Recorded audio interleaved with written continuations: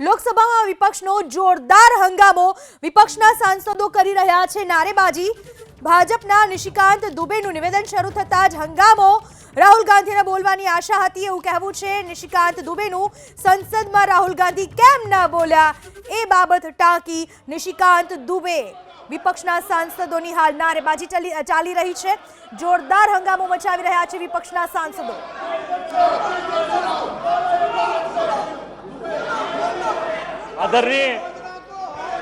आदरणीय अध्यक्ष जी,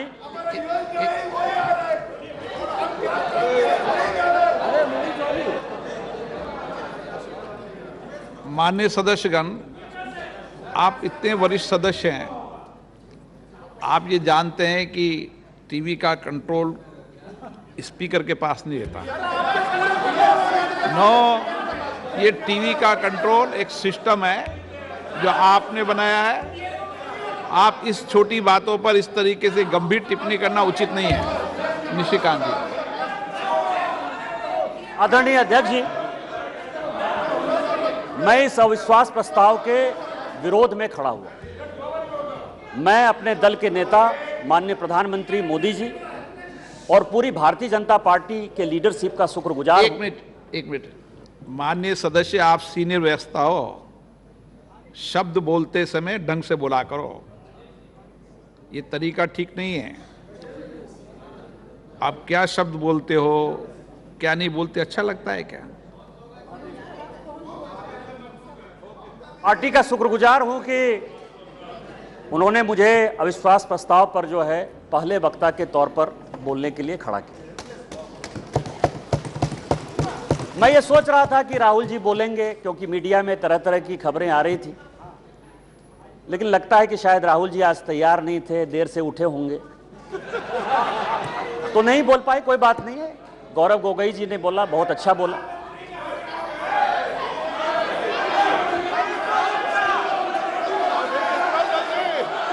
speaker sir,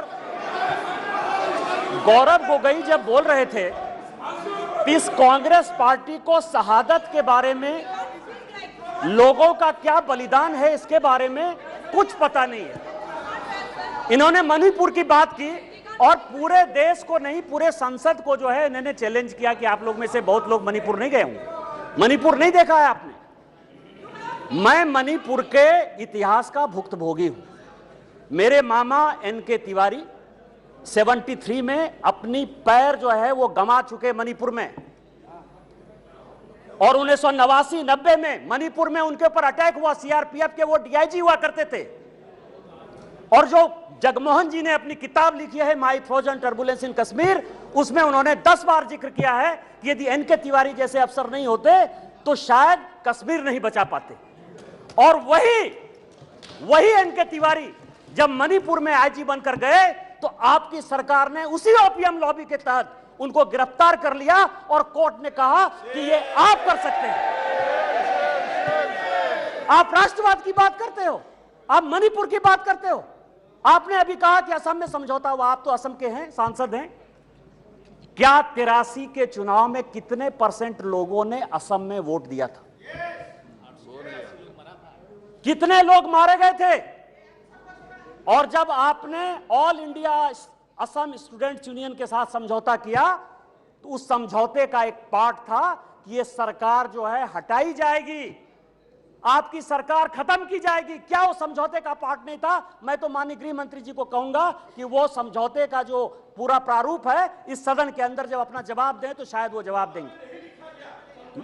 Mizoram में आपने 7% वोट के आधार पर, केवल 7% वोट के आधार पर, केवल 7%, पूरे देश को जानने के लिए है, लालथन हावला की सरकार बना दी थी। और इसीलिए जब लाल डेंगा के साथ सरकार बनाई आपने, जब उनके साथ समझौता किया तो 7% के साथ आप उसको डेमोक्रेसी चलाने देते। इतिहास में जाइए, इतिहास में झांकिए, अलग अलग तरह की बातें करते हैं। कल राहुल जी आए, ऐसा हंगामा हुआ, पूरी दुनिया आ गई। राहुल जी गए ही कब थे? हम लोग भी यहां सारे सांसद बैठे हैं और उनको जानकारी होनी चाहिए कि हम जो है बजट सेशन में यहां आए थे, मार्च अप्रैल में यहां आए थे ना। राहुल जी थे बजट सेशन में कि नहीं थे ना? इसके बाद हम लोग मानसून सेशन में आए, राहुल जी हैं कि नहीं मानसून सेशन में? राहुल जी गए कहां थे? कहां गए थे? किस तरह की चर्चा है? और दूसरी बात यह है कि जिस सुप्रीम कोर्ट के जजमेंट के आधार पर आए हैं उसने अभी जजमेंट नहीं दिया है, अभी स्टे ऑर्डर दिया है। और तो भी उन्होंने कहा है, लोग कहते हैं प्रधानमंत्री मौन है, प्रधानमंत्री माफी नहीं मांगते, प्रधानमंत्री चीजें नहीं बोलते। मैं ये कह रहा हूं कि ये क्या नहीं कर रहे हैं, अभी भी कह रहे हैं, दो चीजें कह रहे हैं, मैं माफी नहीं मांगूंगा। क्यों माफी मांगे भाई? मोदी तो बहुत छोटा जात है, नीच जात है, ओबीसी है, ओबीसी से क्यों माफी मांगेंगे? बड़े आदमी हैं। और दूसरी बात यह है कि सावरकर नहीं हूं मैं, सावरकर नहीं हूं मैं, आप सावरकर हो भी नहीं सकते, कभी जिंदगी में नहीं हो सकते। 28 साल उस आदमी ने जेल में गुजारा है, आप अपनी तुलना सावरकर से करते हैं, कभी सावरकर नहीं हो सकते। ये जो सवाल है सर, ये INDIA की बात करते हैं। मुझे तो, मैं सोनिया जी का बहुत सम्मान करता हूं, और ये जो INDIA बना है सर, ये INDIA, यहां जितने लोग सांसद बैठे हैं ना, उनको रैंडम यदि आप पूछ लीजिए अपोजिशन वाले से कि INDIA का क्या फुल फॉर्म है, शायद कुछ ही लोग होंगे जो बता पाएंगे। और ये इंडिया बात कर रहे हैं सर। मैं तो इस मणिपुर का जो है शुक्रगुजार हूं, मणिपुर का शुक्रगुजार हूं, जिसको अभी आपने डांटा सर, दानिश अली को जिसको आपने डांटा, भारत माता की जय कहने पर भी उसको लगता है कि ये बीजेपी का नारा है। लेकिन मैं मणिपुर का शुक्रगुजार हूं कि जितना इंडिया जो है आजादी के बाद से कांग्रेस ने नहीं किया होगा, 1947 के बाद से उतनी बार इंडिया का यहां नारा लगा। मैं आपका शुक्रगुजार हूं।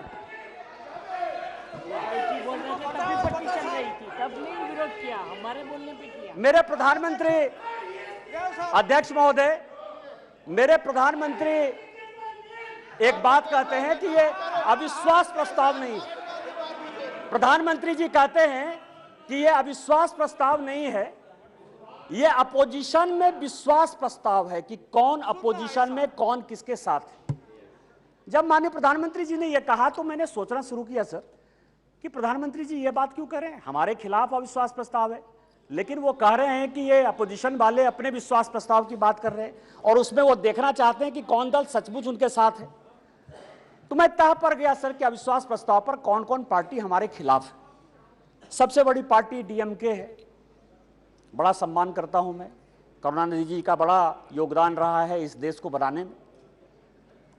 अब आप समझे सर कि 1976 में भ्रष्टाचार के आरोप के ऊपर इस कांग्रेस ने करुणानिधि जी की सरकार को बर्खास्त कर दिया, और 80 में जब इंदिरा जी की सरकार बनी तो यही DMK उनके साथ हो गई। आप करें तो रासलीला, हम करें तो करेक्टर ढीला।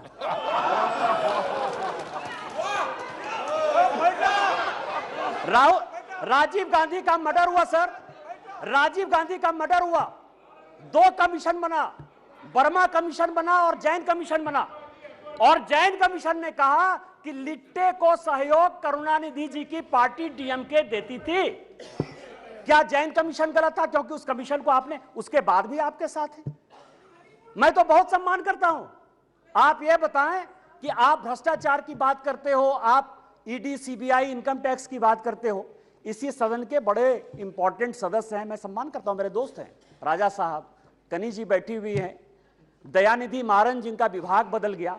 हमने आपके ऊपर 2G का केस लगाया, हमने बंद किया। उस गरीब महिला को सर, बेचारी महिला को इन लोगों ने जेल में डाला। आप हमारे खिलाफ हो। हमने क्या किया?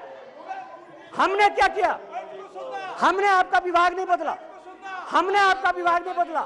आप अपोजिशन का लेके आए हो, आप अपने पोजीशन पार्टी की बात कर रहे हो।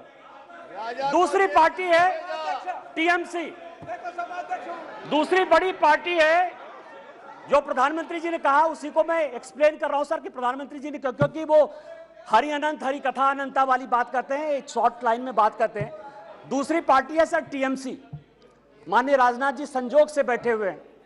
सिंगूर का बड़ा आंदोलन हुआ, भारतीय जनता पार्टी की सहयोगी थी, हमने साथ दिया TMC का। माननीय राजनाथ सिंह जी पार्टी के अध्यक्ष होते हुए ममता बनर्जी के रैली में शामिल हुए। हमने आंदोलन को साथ दिया। यदि आज आप बंगाल में सरकार बनाए उसमें हमारा भी कोई योगदान है, लेकिन आपको करप्ट किसने बनाया? नारदा का केस हमने आपके ऊपर नहीं किया, शारदा का केस हमने आपके ऊपर नहीं किया, इस कांग्रेस ने किया।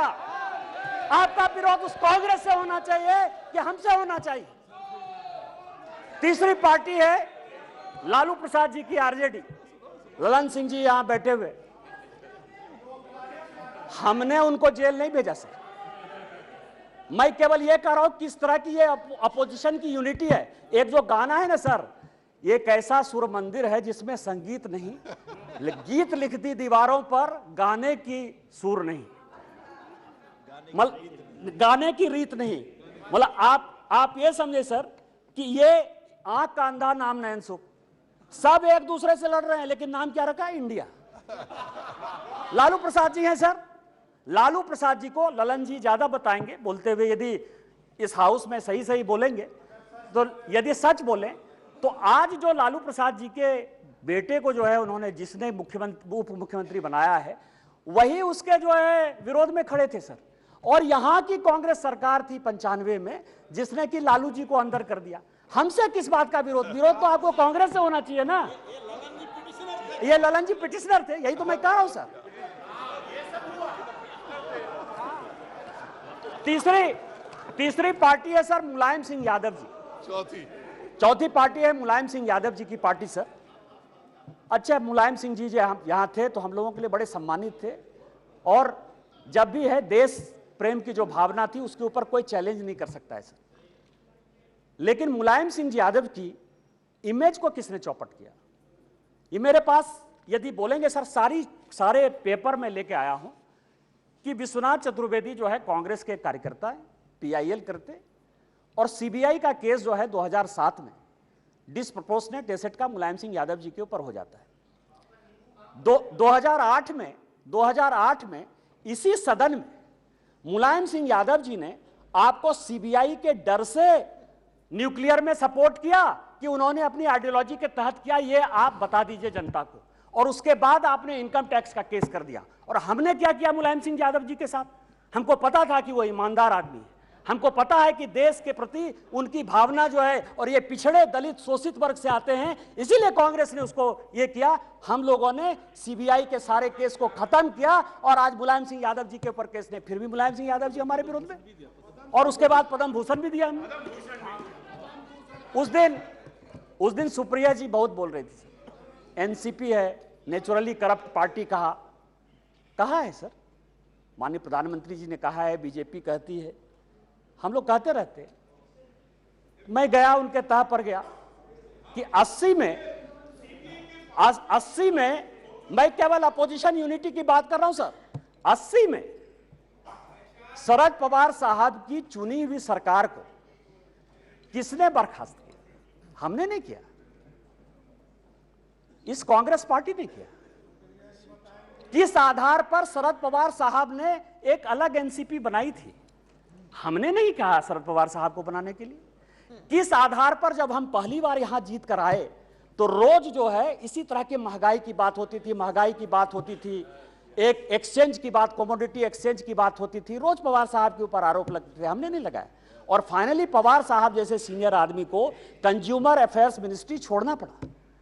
और उसके बाद मैं कागज देख रहा था सर, 2012 और 13 में जिसके लिए कहा कि 70,000 करोड़, जिसके लिए कि काफी पहले तो अब धीरे से बोलती थी, हंस के बोलती थी तो अच्छा बोलती थी, अभी थोड़ा जोर जोर से बोलती है। अब आप समझिए कि व्हाइट पेपर इसी कांग्रेस के चीफ मिनिस्टर पृथ्वीराज चौहान ने किया। छगन भुजबल जी के ऊपर महाराष्ट्र सदन का केस इसी पृथ्वीराज चौहान ने किया, उन्हीं के एसीबी ने किया। 70,000 करोड़ के इरिगेशन स्कैम का भी केस इसी कांग्रेस ने किया। हमने क्या किया आपके साथ? हमसे क्यों, किस बात की लड़ाई है? हमने आपके साथ क्या किया? आपको तो इस कांग्रेस को देखना चाहिए था। इसके बाद एक पार्टी है सर, फारूक अब्दुल्ला साहब, बड़े सीनियर हैं यहां।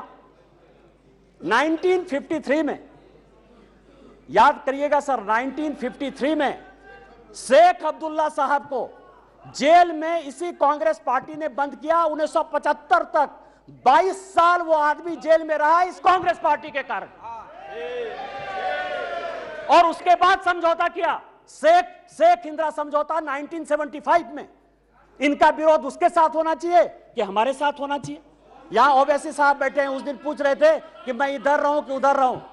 आप तो मुसलमानों की बात करते हैं, मुसलमानों की बात करते हैं। सच्चर कमेटी की रिपोर्ट इसी मनमोहन सिंह जी की सरकार ने लाया, उसने कहा कि पूरे देश में मुसलमानों की हालत खराब है। आपको विरोध इस कांग्रेस से होना चाहिए, हमारे साथ प्यार होना चाहिए कि आप उसके साथ अविश्वास प्रस्ताव पे खड़े हो। और बचे जेडीयू सर, जेडीयू। और मैं बड़ी गंभीरता के साथ एक बात आपको कहना चाहता हूं कि 2005 में जब जेडीयू की सरकार नहीं बनी और रामविलास पासवान जी की आवश्यकता पड़ गई, तो वो मीटिंग दो जगह पर हुई सर। एक पत्रकार के घर पर हुई जिसका नाम मैं नहीं बोलना चाहता, और दूसरी मीटिंग रामविलास पासवान जी, नीतीश जी की मेरे घर पर हुई सर।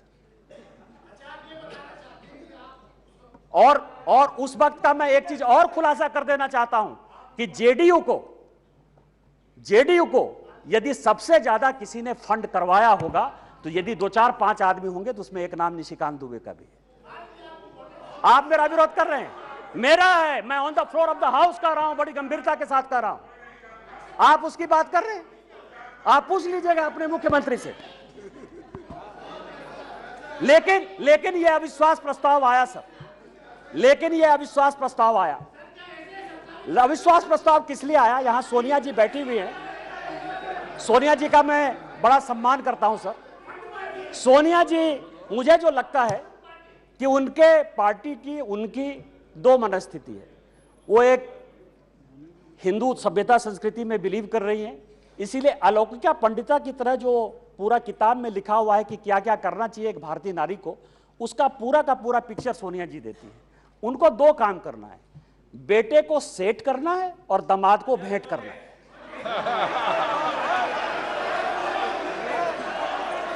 अरे जिसका नेम ले रहा है वो बोले ना, जिसका नेम ले रहा है वो बोले, ये लोग क्यों बोल रहे हैं? अध्यक्ष जी, जिसका नाम लिया जा रहा है वो सदन में मौजूद है, वो ऑब्जेक्शन नहीं कर रही है। दूसरे क्यों कर रहे हैं ऑब्जेक्शन? दूसरे क्यों ऑब्जेक्शन कर रहे हैं? वो खुद सदन में मौजूद है, उनको कोई ऐतराज नहीं है। दूसरे ऐतराज करने वाले कौन होते हैं? जब ऑलरेडी सदन में लोकसभा के माननीय सांसद मौजूद हैं और वो ऐतराज नहीं कर रही है, तो दूसरे ऐतराज करने वाले कौन होते हैं? अब आप समझे सर, मैंने दोनों बातें कही कि बेटे को सेट करना है और दामाद को भेंट करना है। मैं अपने बात पर कायम हूं सर। आप ये समझे सर, ये केस है सर, इनकम टैक्स का केस चल रहा है। नेशनल हेराल्ड का इनकम टैक्स का एक केस चल रहा है ट्रिब्यूनल में। मैं जो भी पेपर कहेगी कांग्रेस, मैं on the floor of the house जो है इसको रखने को तैयार हूं।